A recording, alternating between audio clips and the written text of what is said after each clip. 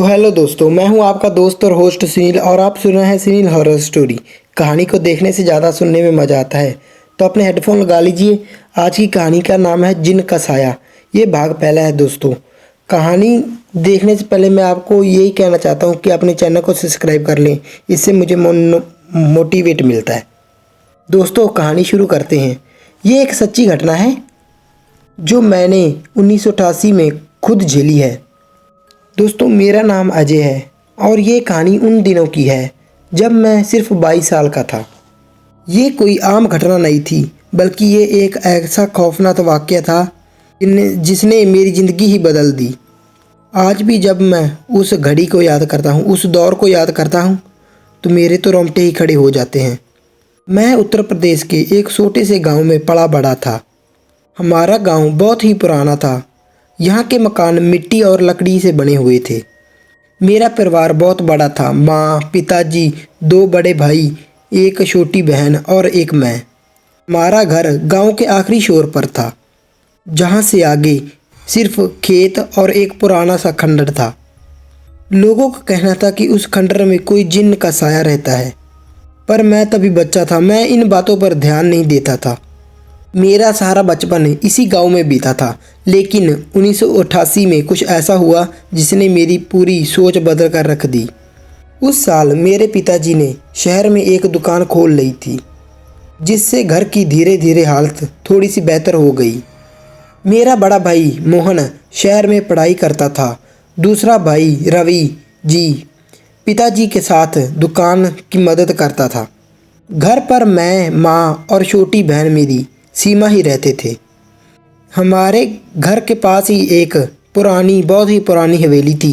ये हवेली 100 साल से भी ज़्यादा पुरानी थी और अब लगभग एक खंडर ही बन चुकी थी। ये महाराजों की, या कुछ भी कह सकते हो, उनकी हवेली थी। माँ बाप ऐसे ही मुझे बताते थे।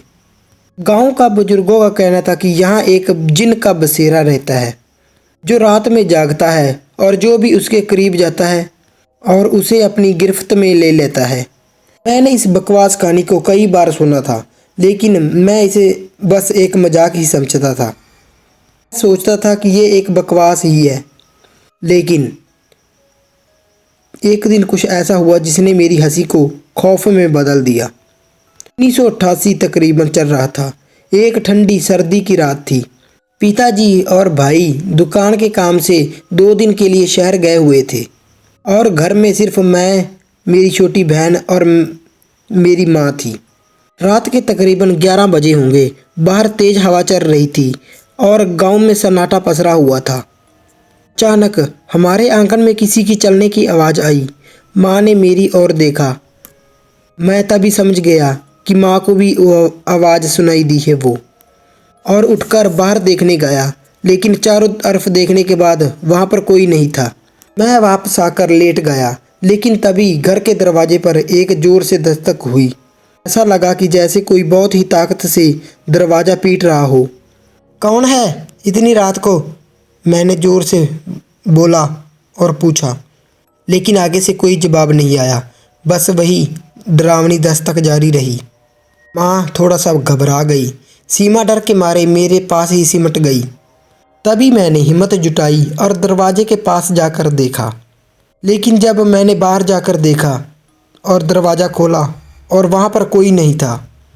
लेकिन जैसे ही मैं पीछे मुड़ा, दरवाजे पर फिर से दस्तक हुई, जैसे किसी ने उसे धक्का मारा हो।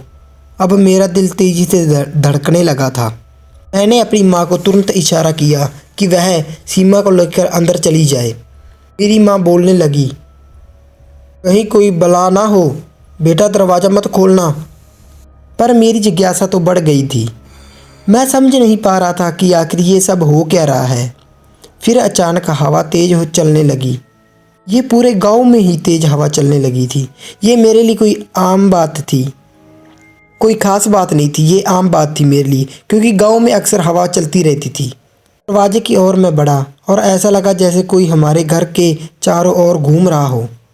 मेरे कानों में अचानक किसी की धीमी सी आवाज़ सुनाई दी, एक अनजान भाषा में। अब मुझे थोड़ा सा समझ आ गया था कि ये कोई आम इंसान नहीं हो सकता, कुछ था या कोई था। मेरी आंखें अब भी दरवाजे पर जमी हुई थीं और तभी कुछ समय बाद एक परछाई दरवाजे के नीचे से गुजरती हुई दिखाई दी। जैसे ही वह गुजरी, मैंने कभी भी इतनी ठंडक महसूस नहीं की थी, जैसे कोई मेरे बिल्कुल पास से के और बिल्कुल अंदर से गुजर रहा हो। तभी मुझे महसूस हुआ कि मेरे पास आकर कोई खड़ा है। अब मुझे साफ महसूस हो रहा था कि कोई मेरे पीछे खड़ा है। रात का सन्नाटा इतना गहरा हो गया था कि मेरी अपनी सांसों की आवाज़ भी तेज सुनाई दे रही थी। मेरी पूरी रीढ़ की हड्डी जैसे बर्फ बन चुकी हो। धीरे धीरे मैंने दरवाज़ा घुमाया और जो देखा उसने मेरी रूह कांप दी। दरवाजे के नीचे से दो संकीर्ण जगह से दो आंखें जलती हुई मुझे घूर रही थी। मैंने डर के मारे 2 कदम पीछे हटाए, लेकिन जैसे ही पीछे मुड़ा, ऐसा लगा कि कोई मेरे कान के पीछे से धीरे से फुसफुसाया हो कुछ। एक ठंडी सांस मेरे गाल को छू कर निकल गई। आज मेरा नाम किसी ने इतनी भयानक तरीके से पुकारा कि मेरी टांगें जवाब दे गई। मेरी रगों में जैसे खून ही जम गया हो। अचानक दरवाजे पर जोरदार धमाका हुआ। ऐसा लगा कि किसी ने बाहर से उसे पूरी ताकत से तोड़ने की कोशिश की हो। माँ और सीमा अंदर से डर के मारे चीख पड़ी। बेटा, ये क्या हो रहा है? माँ की आवाज़ कांप रही थी। मुझे कुछ समझ नहीं आ रहा था। मैं पूरी ताकत से दरवाजे को पकड़कर खड़ा हो गया, लेकिन तभी कमरे के कोने में रखा मिट्टी का दिया तभी अचानक बुझ गया। तभी पूरे घर में खूब अंधेरा हो गया। मुझे अपने पीछे किसी के पैरों की आवाज़ सुनाई दी थी। कोई अब भी मेरे घर के अंदर था। माँ, सीमा, कमरे से बाहर मत आना, मैं ज़ोर से चिल्लाया, लेकिन मेरी आवाज़ जैसे गले से निकल ही ना रही हो, घुट गई हो। मेरे सामने एक बहुत बड़ा काला साया खड़ा था और उसकी आंखें अंधेरे में भी चमक रही थीं। वो कोई आदमी नहीं था और उसका शरीर इंसानों जैसा बिल्कुल भी नहीं था।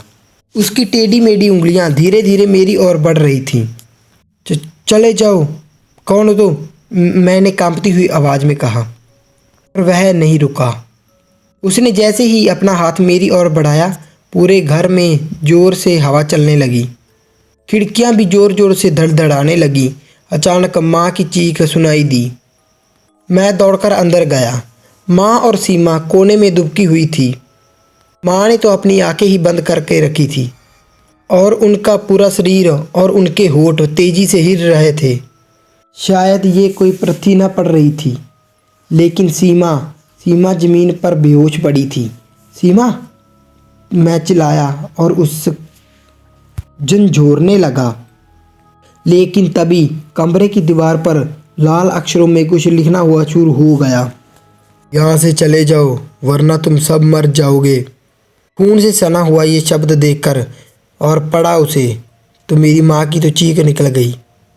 मैं भी सुन पड़ गया था। अचानक मेरा शरीर अकड़ने लगा, जैसे किसी ने मुझे पकड़ लिया हो। मेरी गर्दन पर मुझे एक भारी दबाव महसूस हुआ। कोई मुझे गला घोंटकर मारने की कोशिश कर रहा था। मैंने हवा में एक अदृश्य हाथों को महसूस किया।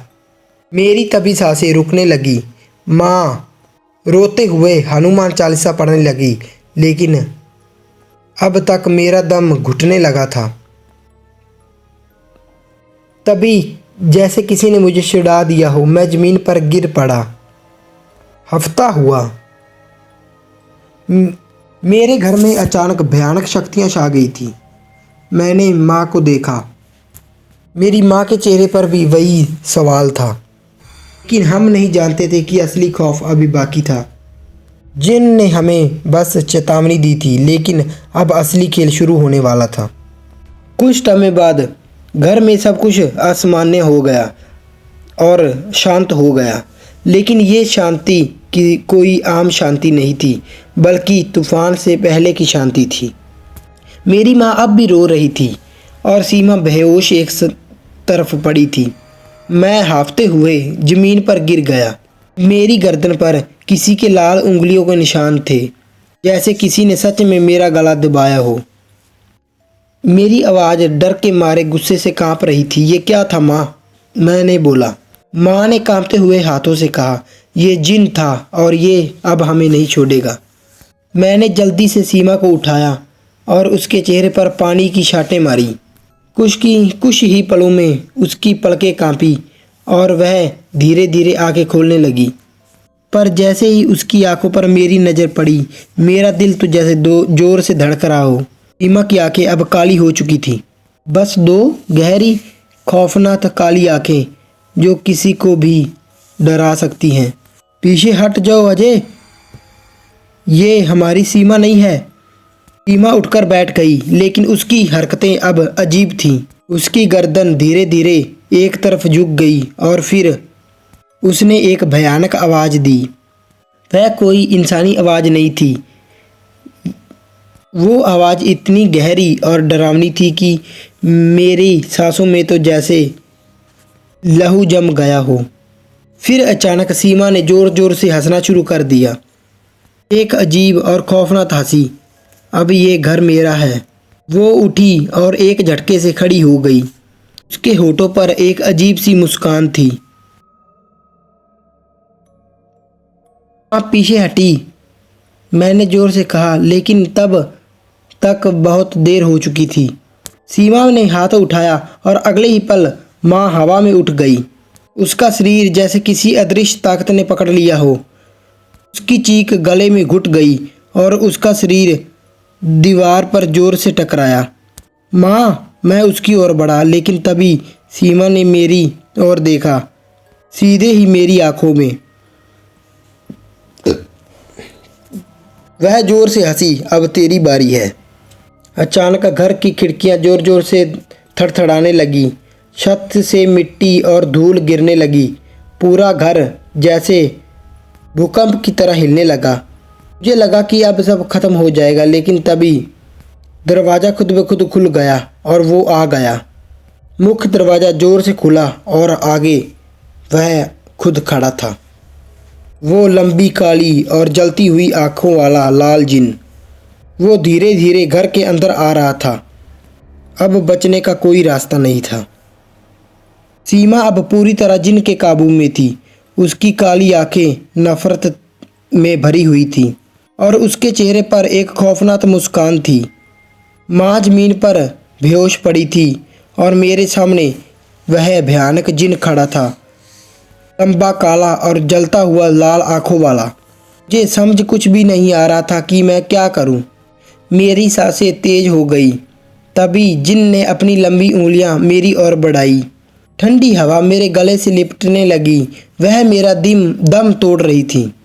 मुझे अचानक याद आया कि मेरी दादी हमेशा कहती थी, बुराई कितनी भी बुरी हो और कितनी भी ताकतवर हो, पर सच्चाई और श्रद्धा से बड़ी नहीं होती। मैंने पूरी ताकत से हनुमान चालीसा पढ़ना शुरू किया और मेरी आवाज़ कांप रही थी, लेकिन मैं रुका नहीं। जैसे ही मैंने तीसरी चौपाई पढ़ी, सीमा जमीन पर गिर गई और उसकी भयानक हंसी रुक गई। माँ भी धीरे धीरे होश में आने लगी थी, लेकिन जिन वो गुस्से में खिंच उठा। उसकी चीख इतनी भयानक थी कि दीवारों से दरारें आने लगीं।